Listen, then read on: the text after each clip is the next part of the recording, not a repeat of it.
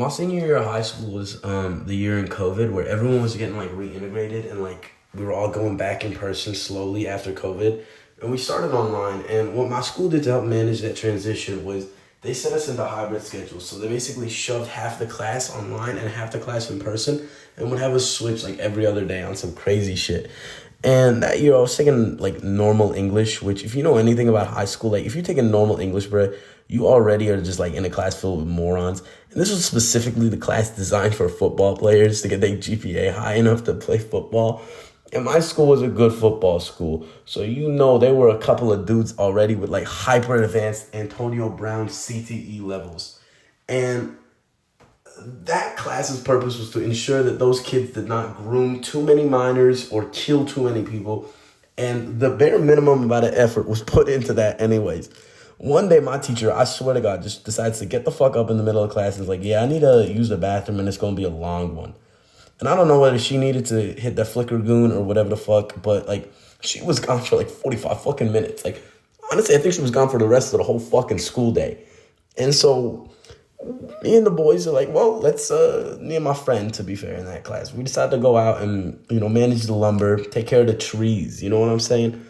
Upstanding green citizens. And we return a little faded, a little obliviated, and see all the football players sitting around this one dude's little laptop on his desk. And this is one of them dudes that, is like, his dream is to, like, let the popular guys laugh at him, A lame-ass dude with nothing in his life, but, like, the desire to have others' approvals. And they're all sitting on his laptop and giggling, bro. And there's like maybe 2 girls in this class, period, by the way. And me and my boy go to see what's like going on. And they're full on watching porn. Like they're watching big booty bitches Latina porno, bro. Like big booty earthquaking, like penis and vagina type porno. And it's like, whoa, that's kind of freaky deaky. Holy shit. And they're like, nah, bro, we just watching it. And I'm like, no, that's kind of fair. And so we pull up 2 chairs and we're just watching a porno. No one's penis out, by the way. Like, everyone's Johnson is wrapped and tucked, bro. No one's wanking their, no one wanking their willy, bro. None of that.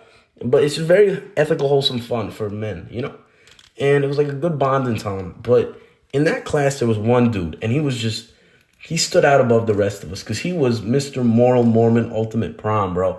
This guy was the most Mormon person on the planet. He was the reincarnation of Joseph Smith Jr., bro. And he had never, ever, ever touched his penis ever, bro. When he peed, bro, that shit probably went everywhere because he did not have any control, bro. I'm pretty sure he used to dribble all over his pants. This guy did not know what sex was. He knew what it was only to know that it was evil, bro. And one of the football players just has this fucking amazing inkling because this motherfucker is sitting on the other side of the class in his own fucking world. And he has the inkling where he's like, what if we just like flip the laptop over there and make him watch like porn for like 3 seconds? And he just shouts his name out and he flips that laptop over and he like holds it out like a little fucking like a cop badge, I don't know if you guys can imagine. It's one of them laptops that you can go full 180-degree fold type shit. And he shows him the porno and like turns the volume up so you hear like, yeah, my booty, come in my booty. And oh my God, he goes silent for a moment. Like he needs 3 milliseconds to process this image. And then I hear a shriek of pure agony out of this man's mouth.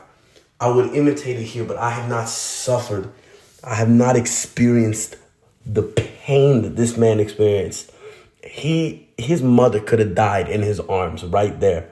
Brutal death, like arms chopped off, like King Von type Chinese execution. He would not have shrieked that loud. And it was for 5 seconds. And when that shit terminated, I felt pure fear for like 3 seconds, bruh. I felt horrified. I thought in that moment my life was forfeit to the elder Mormon gods, bruh.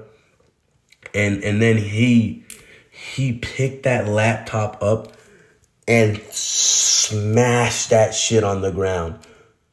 And I'm thinking to myself, I'm fucked. Like, this is it, bro. Not only are they gonna get me on the porno charge, they're gonna get me on the fucking like show the Mormon the porno charge. Like that's fucking like 10 years, that's expulsion. And I'm like about to graduate. And I'm like, fuck, like they're gonna kill me. Like I'm gonna get like publicly executed, bro. Like it's the end for me. But the teacher comes in and she asks what happened. And this guy just is like, oh yeah, we dropped my laptop.